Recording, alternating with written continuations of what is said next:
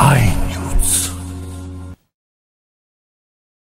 देवळा तालुक्यातील माळवाडी येथील गणेश दत्तू बागुल यांच्या शेतात अज्ञात व्यक्तीने प्रवेश करून पपई पिकावर तणनाशक फवारणी करून शेतात असलेल्या 7 महिन्याच्या पपई पिकाचे नुकसान केल्याची धक्कादायक घटना घडली. या प्रकरणी महसूल विभागाकडे त्यांनी तक्रार दिली आहे.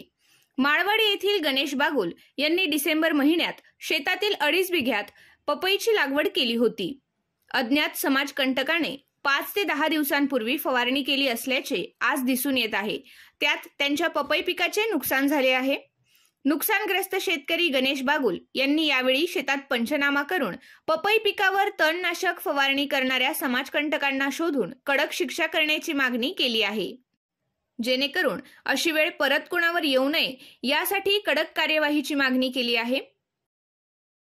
आय न्यूज साठी सोमनाथ जगताप, देवळा.